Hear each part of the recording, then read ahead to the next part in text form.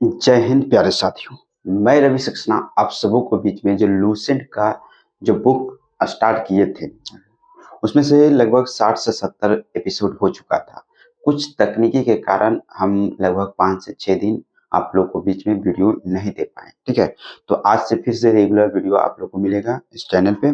ठीक है, क्योंकि थोड़ा सा कुछ प्रॉब्लम था इसलिए आप लोग को वीडियो नहीं दे पाए। ठीक है, तो यहाँ पर इस वीडियो में आज चर्चा करेंगे क्या।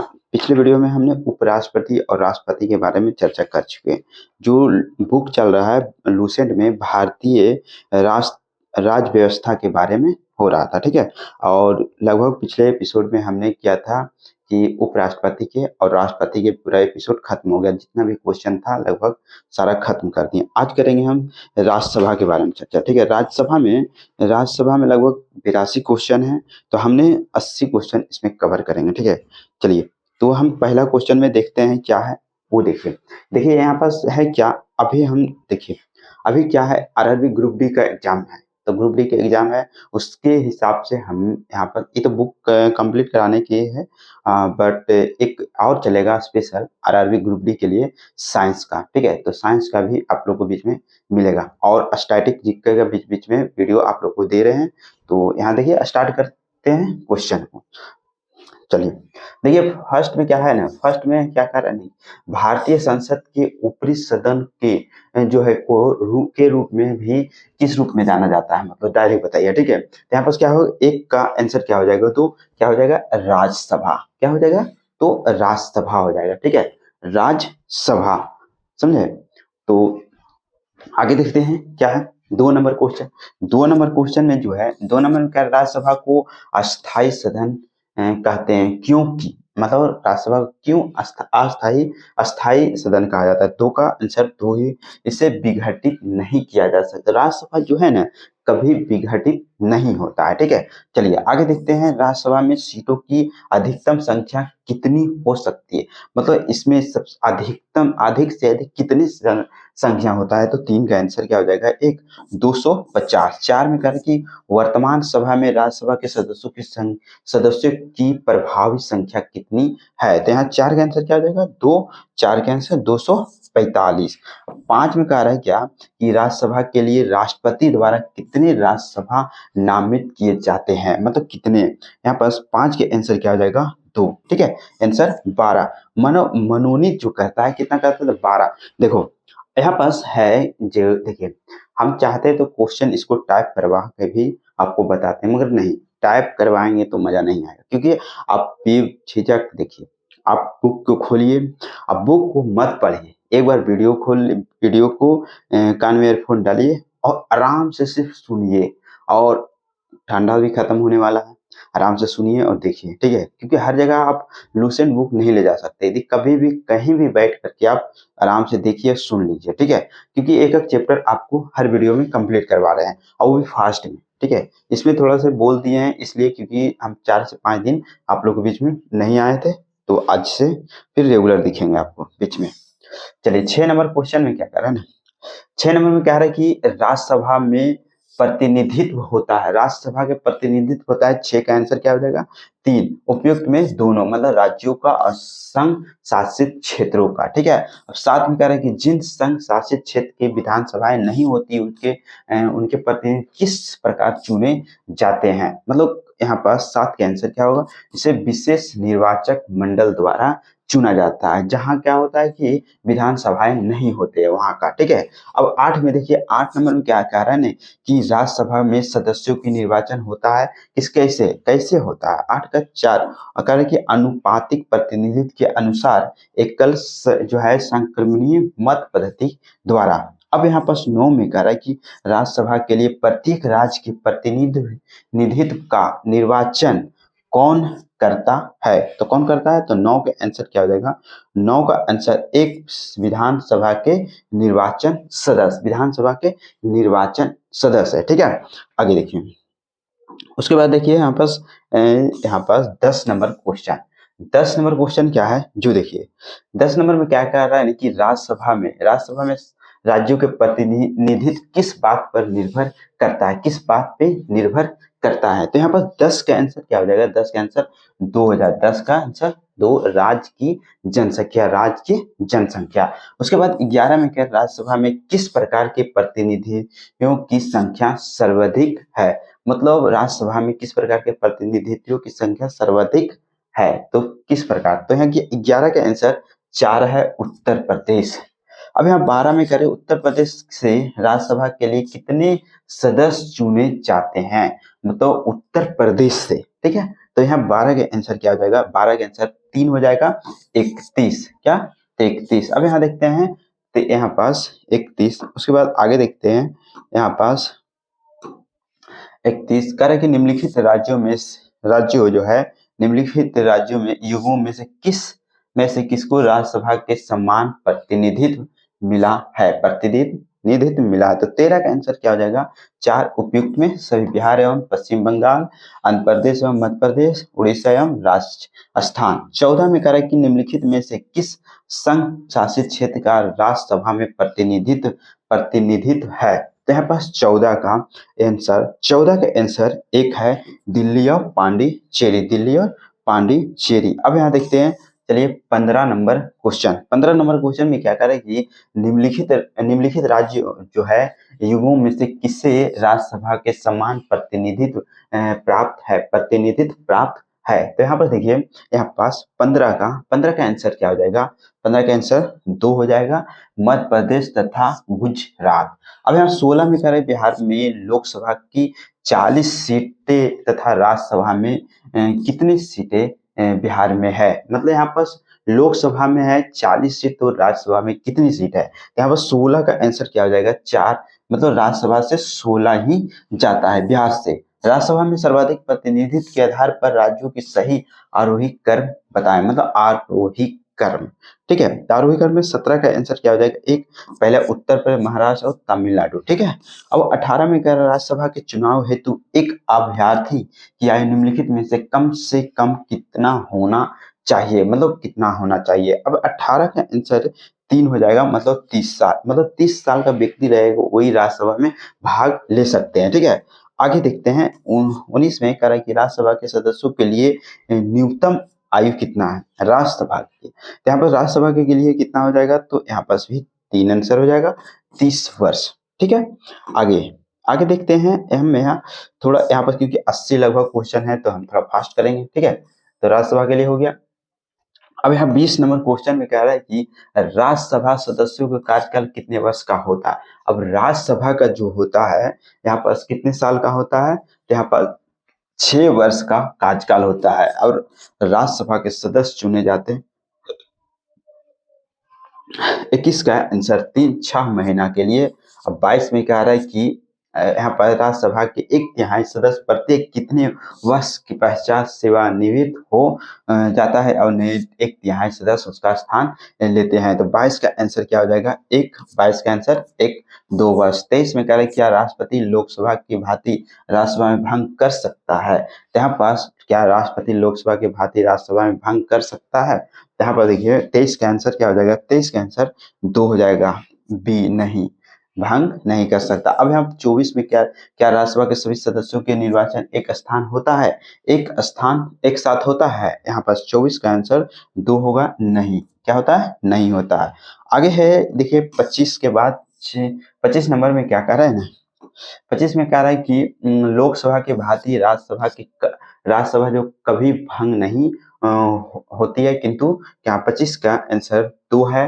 कह रहे प्रत्येक 2 वर्ष बाद उसके 1/3 सदस्यों की सदस्यता समाप्त हो जाती है, सदस्यता क्या हो जाती है, समाप्त हो जाती है, ठीक है।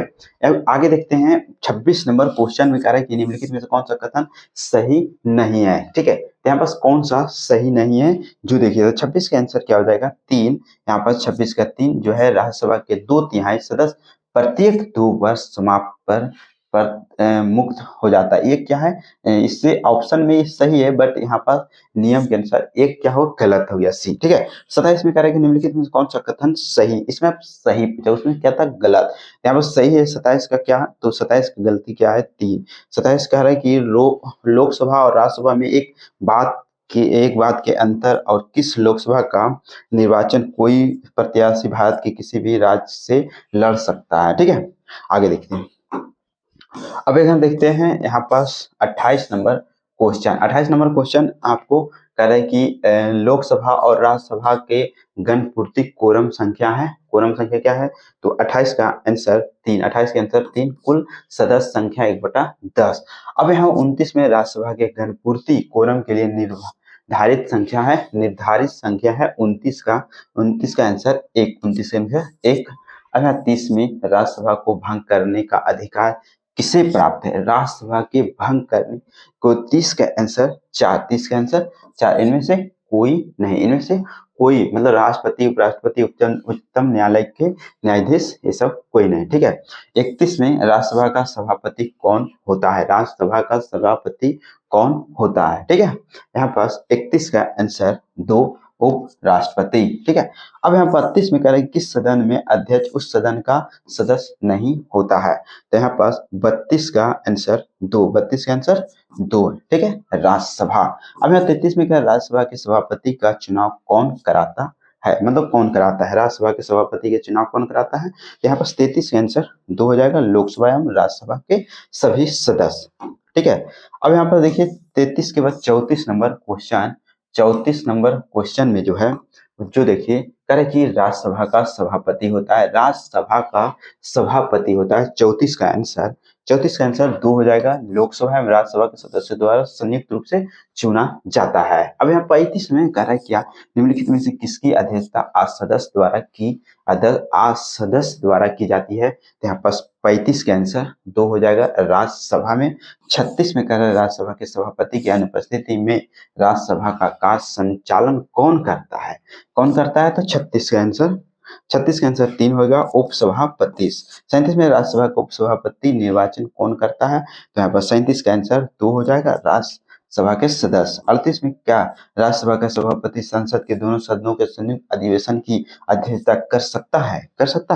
बोलिए, तो यहाँ पर आंसर क्या हो जाएगा? 2, नहीं कर सकता है, ठीक है। आगे देखते हैं, यहाँ पास 39 नंबर क्वेश्चन। 39 में देखिए क्या है कि राज्यसभा के द्विवार्षिक चुनाव की अधिसूचना कौन जारी करता है? तो 39 का आंसर 1 होगा, निर्वाचन आयोग। 40 में राज्यसभा के सदस्यों का निर्वाचन होता है, तो 40 का आंसर 4 होगा, राज्य के विधानसभा के निर्वाचन सदस्यों। 41 में स्वतंत्र भारत के राज्यसभा के प्रथम सभापति कौन थे? तो 41 का answer 2, doctor S Radha Krishnan. 42 में राज्यसभा के संदर्भ में निम्नलिखित में से कौन सा कथन सही है? कौन सा कथन सही है? तो 42 का 1, इसके 1/3 सदस्य प्रति 2 वर्ष के अवकाश प्राप्त करते हैं, ठीक है। अब यहाँ पर 42 नंबर क्वेश्चन तो हो ही गया। अब देखते हैं 43 नंबर क्वेश्चन। 43 में क्या कर रहा है ना कि कह रहे कि निम्नलिखित में से कौन सा राज्यसभा के 1/3 शक्ति के अंतर्गत आता है? तो यहाँ बस 43 का आंसर 1 होगा, अखिल भारतीय सेवाओं का सृजन। अब यहाँ पर 44 में कह रहा है कि निम्नलिखित में से किसके संबंध में राज्यसभा को लोकसभा के अपेक्षाकृत अधिक अधिकार प्राप्त है? तो 44 का आंसर 3 होगा, नई अखिल भारतीय सेवाओं का गठन करना, ठीक है। यहाँ पर समझ में आ रहा है। 45 में कह रहा है कि राज्यसभा को ऐसे अन्य अधिकार प्राप्त है जो कि लोकसभा के नहीं प्राप्त है, तो यहाँ पर नहीं प्राप्त है, तो यहाँ पर 45 का आंसर क्या हो जाएगा? 3, क्या उपयुक्त में दोनों, यहाँ पास 1 और 2 दोनों। कह रहा है कि राष्ट्र की सूची के किसी भी सदस्य को राष्ट्रपति महत्व का घोषित करना। दूसरा में है क्या, अखिल भारतीय सेवा स्थापित करने का अधिकार संघ सरकार को देना, ठीक है। तो यहाँ पर देखिए क्वेश्चन कभी भी देखिए, तो यहाँ पास क्वेश्चन थोड़ा फास्ट में रहेगा, समय कम लगेगा, आप 1-2 घंटा का वीडियो नहीं देख पाइएगा, हम जानते हैं, ठीक है। अब यहाँ पर नई अखिल भारतीय सेवाओं को स्थापित करने की दृष्टि से विशेष महत्व है, तो 46 का आंसर 2 हो जाएगा, 46 का आंसर राज्यसभा के प्रस्ताव। 47 में कह रहा है संविधान के अनुच्छेद 312 के निम्नलिखित में से किसका अधिकार प्रदान करता है? तो 47 का आंसर क्या हो जाएगा? 3, 1 या अधिक अखिल भारतीय सेवा सृजित करने का। अब यहाँ 48 में केंद्रीय संसद राष्ट्रीय हित में राज्य सूची के विषयों पर कानून बना सकती है यदि 48 का क्या है, यदि राज्यसभा उपस्थित सदस्यों की 2/3 विशेष बहुमत से एक प्रस्ताव पारित करे। अब यहाँ 49 में कह रहा है कि राज्यसभा जो है धन विधेयक पर अपनी सहमति देने की दिनों तक रोक सकती है। कितने दिनों तक रोक सकता है? तो यहाँ पर 49 का आंसर क्या है? 14 दिन, केवल 14 दिन वो रोक सकते हैं। ठीक है, अब यहाँ देखते हैं 50 नंबर क्वेश्चन। 50 नंबर क्वेश्चन आप लोग को समझ, देखिए 50 में क्या कर रहा है कि लोकसभा द्वारा पारित धन विधेयक राज्यसभा द्वारा भी पारित मान लिया जाता है यदि उच्च सदन पर किसी भी सीमा पर कार्य संपादन ना कर सके तो। 50 का आंसर 2 हो जाएगा 14 दिन। यहाँ पास क्या होगा? 14 दिन। 51 में कह रहा है कि राज्यसभा द्वारा लोकसभा धन विधेयक कितने समय में लौटा दिए जाने की चाहिए? तो 51 का आंसर 3 हो जाएगा, 14 दिन। अब यहाँ 52 के राज्यसभा को भंग करने में कौन सम्मत है? 52 में यहाँ पर देखिए 52 के आंसर 4 होगा, उपयुक्त में से कोई नहीं, उपयुक्त में से कोई नहीं। 53 में कह रहा है कि निम्नलिखित में से किस परिस्थिति अंतर्गत राज्यसभा को भंग किया जा सकता है? किस स्थिति में? तो यहाँ पर 53, तो यहाँ 53 का आंसर 4 हो जाएगा, इनमें से कोई नहीं। अब यहाँ पर 54 में कह रहा है कि राज्यसभा के एक अस्थायी सदन होने के कारण इसके यहाँ पास 54 का 1 हो जाएगा, 1/3 सदस्य प्रति 2 वर्ष सेवानिवृत्त। ठीक है, आगे देखिए 54 55 में कह रहा है कि राज्यसभा जो सदस्यों के नामांकित करने का अधिकार निम्नलिखित में से किसको है? तो राज्यसभा के सदस्यों के, तो 55 के आंसर 1 होगा राष्ट्रपति। 56 में राष्ट्रपति द्वारा राज्यसभा के कला, साहित्य, विज्ञान आदि क्षेत्रों में 12 सदस्यों को मनोनीत करने के व्यवस्था भारतीय संविधान के किस अनुच्छेद के अंतर्गत आता है? तो किस अनुच्छेद के अंतर्गत आता है? अनुच्छेद 80 के अंतर्गत आता है, जो 12 सदस्य को मनोनीत करता है। ठीक है, करें निम्नलिखित में से किसमें राज्यसभा की कोई भूमिका नहीं होती है? कोई भूमिका नहीं होती है। तो यहाँ पर 57 का आंसर, 57 के आंसर 2 होगा, अध्यक्ष के निर्वाचन में। 58 में राज्यसभा को भंग नहीं हो सकता है। यहाँ पास 58 का आंसर ये है, सही बात है। ठीक है, अब यहाँ पास देखते हैं 58 के बाद 59 में देखते हैं। 59 में कह रहा है कि राज्यसभा एक क्या है? राज्यसभा एक अस्थाई सदन है, एक अस्थाई सदन है 59 का। 60 में कह रहा है कि धन विधेयक पारित करने के लिए राज्यसभा के कितना समय दिया जाता है? कितना समय धन विधेयक पारित करने के लिए? तो 60 का आंसर क्या हो जाएगा? 14 दिन। अब 61 में राज्यसभा समान विधेयक को अधिकतम कितनी अवधि के लिए रोक सकती है? कितनी अवधि के लिए रोक सकती है? यहाँ पर 61 का 4 मतलब 6 महीना तक रोक सकता है। ठीक है, अब यहाँ पर सर्वप्रथम किस फिल्म अभिनेता को राज्यसभा का सदस्य मनोनीत किया गया था? यहाँ पर सबसे पहला। ठीक है, तो 62 का आंसर क्या हो जाएगा? 4 पृथ्वीराज कपूर को। अब यहाँ पर राज्यसभा के लिए नामांकित प्रथम अभिनेत्री कौन थी? मतलब अभिनेत्री कौन थी? तो 63 का एक नरगिस दत्त। अब यहाँ देखते हैं 64 नंबर क्वेश्चन। चलिए 64 नंबर क्वेश्चन आप लोग को बीच में।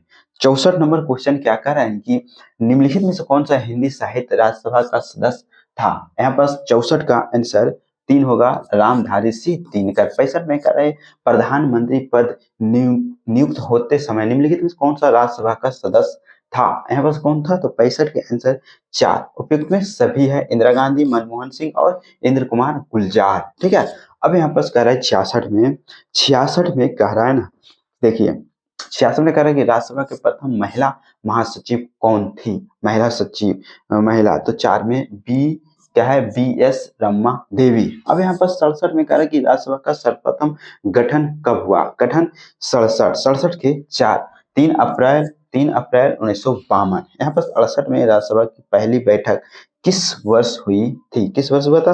तो 68 का 4 1952 में। अब 69 में राज्यसभा के पहले समूह सेवानिवृत्त कब हुई थी? तब 69 का 3 है, 2 अप्रैल, और 2 अप्रैल कितना है? 2 अप्रैल 1954। ठीक है, 2 अप्रैल 1954। चलिए अब देखते हैं हम 70 नंबर क्वेश्चन। 70 नंबर क्वेश्चन में कह रहे हैं कि राज्यसभा भंग की जाती है कितने वर्ष? राज्यसभा भंग कितने वर्ष में किया जाता है? तो 70 का आंसर क्या होता है ना कि 4 राज्यसभा कभी भंग ही नहीं की जाती है। 71 में राज्यसभा के बारे में निम्नलिखित में कौन सा कथन सही है? यहाँ पास कौन सा सही है? 71 का आंसर क्या हो जाएगा? 71 का एक राज्यसभा के अधिकतम अनुच्छेद संख्या कितना है? 250, मतलब संख्या कितना है? 250 सही है। 72 में हमारे संविधान के अनुसार राज्यसभा का कार्यकाल होता है कितना? राज्यसभा का कार्यकाल कितने महीने का होता है? तो हमारे संविधान के अनुसार 72 का आंसर 4 हो जाएगा।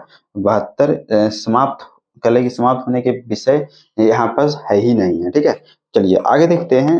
72 के बाद 73 नंबर क्वेश्चन। 73 नंबर क्वेश्चन में क्या है जो देखिए, 73 नंबर क्वेश्चन क्या है जो देखिए, राज्यसभा सदस्य बनने हेतु अर्हताओं के संदर्भ में निम्नलिखित कथनों पर विचार कीजिए और उसके नीचे दिए गए पुट को सही उत्तर चुनिए। 73 के आंसर 1 है, 73 के आंसर 1 और 2 दोनों सही है।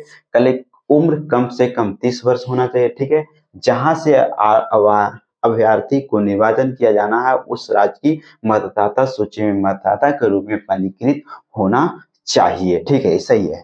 74 में कह रहा है कि निम्नलिखित में कथनों पर विचार कीजिए। यहाँ पर देखिए 1 2 74 का आंसर 1 है, केवल 1 करे कि केवल राज्यसभा में यह शक्ति निहित है कि वह जो है यह घोषणा करे कि राज्य सूची में से किसी विषय के संबंध में राष्ट्रपति हित जो है संसद की विधि बना सकती है। अब यहाँ बस 74 के बाद हम देखते हैं 75 नंबर क्वेश्चन।